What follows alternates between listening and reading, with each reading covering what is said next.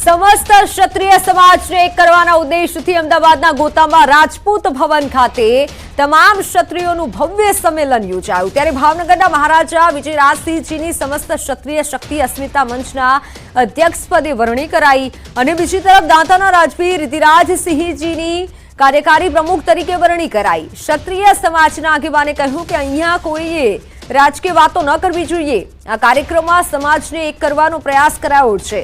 नारी सशक्तिकरण ने प्राधान्य मळे अने कुरिवाजो दूर करवा आ सम्मेलन थयुं छे। सम्मेलन में राज्यभरना राजवीओनुं सन्मान करायुं। क्षत्रिय समाज द्वारा आगळ शपथ पण लेवाया।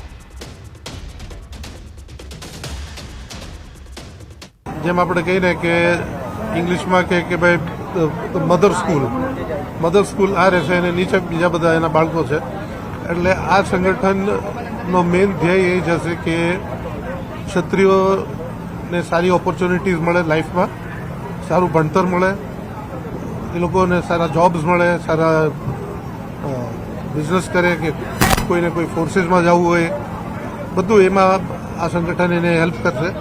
पण एक बात तो पाकी है कि आ संगठन में पॉलिटिक्स साथे काई लेवा देवा नहीं। मेरे हिसाब से कृष्ण कुमार सिंह जी भारत रत्न बहुत बड़े पोस्ट के हकदार है, क्योंकि आज की तारीख में अगर आप देखिए तो गुजरात में आप एसवी मार्ग, स्वामी विवेकानंद जी मार्ग, गांधी मार्ग, ये मार्ग वो मार्ग, सभी नेताओं के मार्ग हैं जिसने अपना स्टेट हजारों की मिलकत। यार मेरे पास आज की तारीख में आप एक नेता से पूछिए, कुर्सी छोड़ के अपना वो दे दे, पग डाल दे प्रजा के लिए, देश के लिए, कोई करने के लिए तैयार होगा?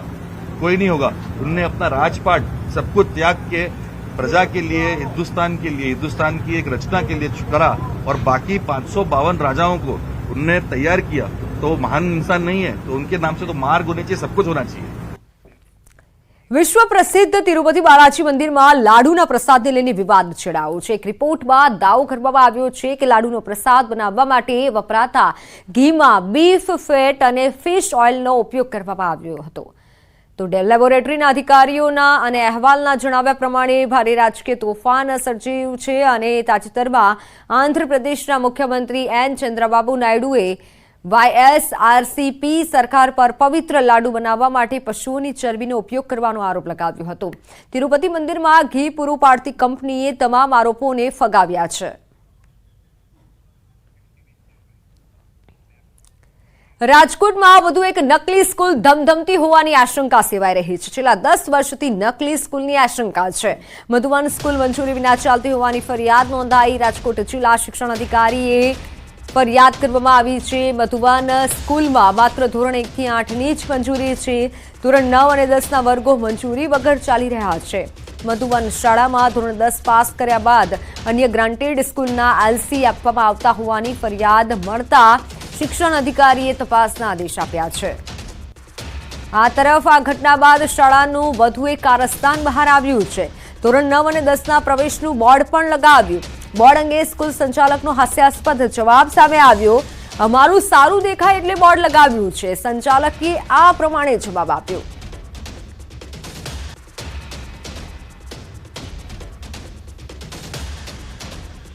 आ बात है तद्दन खोटी है। अमारा कोई हित शत्रुए आ बात बहार पाड़ी एवं लगे केम के अमे शिक्षण सारू आपे 1 થી 8 धोरण में अने सारी टेक्नोलॉजी थी सारा शिक्षकों डिजिटल बोर्ड में भणावीए छे, सारू शिक्षण आपे छे एटले अमारुं अहींया सारू छे। वालीओने बधाने ट्रस्ट सारो छे। तो कदाच कोई अमारा हित शत्रु एवा उभा थया होय અને એ લોકોએ અમારી નિવેદન કઈ અરજી કરેલી છે ડીઓમાં। તમારા દ્વારા બોર્ડ પર જાહેરાત પણ કરી દેવામાં આવી છે ધોરણ 9 અને 10ના પ્રવેશ માટે। ના, એ જાહેરાત કરી હશે પણ અમે કાંઈ આમાં એડમિશન આપ્યા નથી, કોઈને પ્રવેશ નથી દીધો। અમે એ જાહેરાત કરવાનો હેતુ શું હતો? હેતુ એ હતો કે કદાચ થોડુંક અમારું એમ કે સારું દેખાય એમ, બીજું કાંઈ નથી।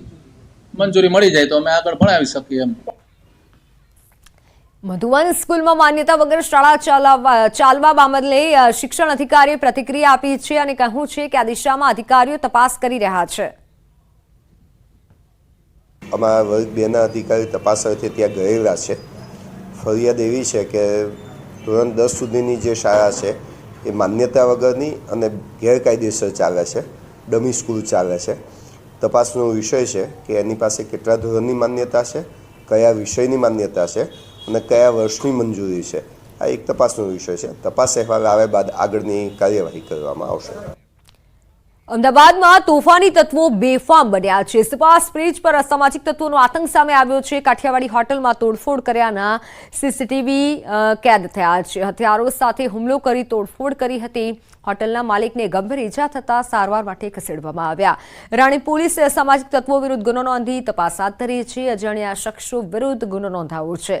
અસામાજિક તત્વોના આતંકથી સ્થાનિક લોકોમાં રોષ જોવા મળી રહ્યો છે।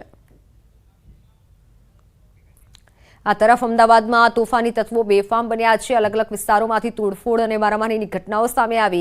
જાણે કે પોલીસનો ડર જ ન હોય તેમ અસામાજિક તત્વો આવે છે અને મન ફાવે તેમ તોફાન મચાવે છે। આ ત્રણ દ્રશ્યો જોઈ શકાય છે કે બેફામ બનેલા તોફાની તત્વોને કાયદાનો કોઈ ડર ન હોય એ રીતે મારામારી કરી રહ્યા છે।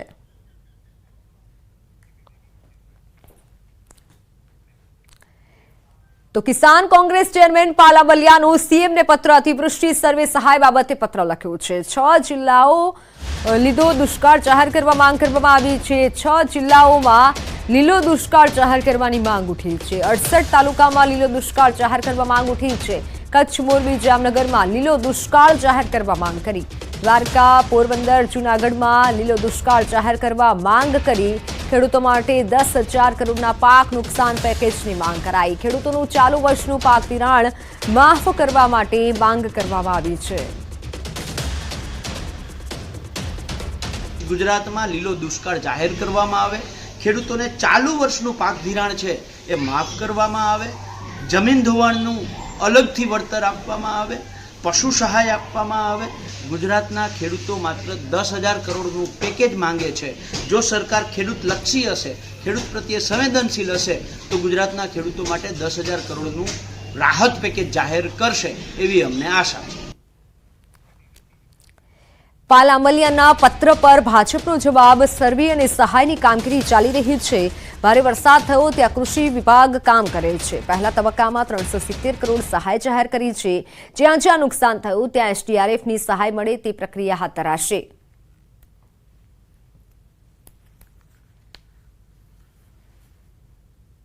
રાજ્યના કેટલાક વિસ્તારોમાં અતિવૃષ્ટિ થઈ, અતિ ભારે વરસાદ થયો। ખૂબ ઓછા સમયમાં એક જ દિવસમાં 14 થી 15 ઇંચ જેટલો વરસાદ પડ્યો અને પરિણામે ખેડૂતોને નુકસાન થયું છે। એવા સંજોગોમાં રાજ્ય સરકારનો કૃષિ વિભાગ અને જિલ્લા વહીવટીતંત્રના સમન્વયથી આખી પરિસ્થિતિનું આકલન થઈ રહ્યું છે અને ખૂબ જ ટૂંકા ગાળામાં ખેડૂતોને એને જે નુકસાન ગયું છે એ બાબતે એને પૂરક બનવાનો રાજ્ય સરકાર પ્રયાસ કરી રહી છે। મુખ્યમંત્રી ભૂપેન્દ્ર પટેલે અમરેલીની મુલાકાત લીધી। અમરેલીને આપી વિવિધ વિકાસ કાર્યોની ભેટ। તો સાવરકુંડલામાં પણ મુખ્યમંત્રીએ ઓવરબ્રિજના કામનું ખાતમુહૂર્ત કર્યું। મહુવા રોડ પર આવેલ રેલવે ઓવરબ્રિજનું ખાતમુહૂર્ત કર્યું। આ ઉપરાંત લીલિયા ગ્રામ પંચાયતના જેટિંગ મશીનનું પણ લોકાર્પણ કર્યું। તો રાજુલામાં માર્કેટિંગ યાર્ડ સામે 108 ફૂટના વિરાટ તિરંગાનું લોકાર્પણ કર્યું। પોતાના સંબોધનમાં મુખ્યમંત્રીએ જણાવ્યું કે 2047માં ભારતને વિકસિત બનાવવાનું લક્ષ્ય છે। વિકસિત ભારતમાં ગુજરાત સૌથી મોટું યોગદાન આપે તેના માટેના પ્રયત્નો કરીશું। મુખ્યમંત્રીએ કહ્યું કે બધા સાથે રહેવાથી જ રિઝલ્ટ મળશે। બધા સાથે રહેવાથી રિઝલ્ટ મળે। આપણે બધા સાથે રાખીને આગળ વધવું છે। માનનીય વડાપ્રધાન શ્રી હર હંમેશ કહે છે સૌનો સાથ, સૌનો વિકાસ, સૌનો વિશ્વાસ અને સૌના પ્રયાસથી આપણે 2047માં વિકસિત ભારત બનાવવું છે અને વિકસિત ભારતમાં સૌથી આગળ ગુજરાત રહે। વિકસિત ભારતમાં વિકસિત ગુજરાત સૌથી મોટું યોગદાન આપે એના માટેનો પ્રયત્ન આપણે બધાએ સાથે મળીને કરવાનો છે। તો સમાચારોમાં હાલ સમય થયો છે વિરામનો।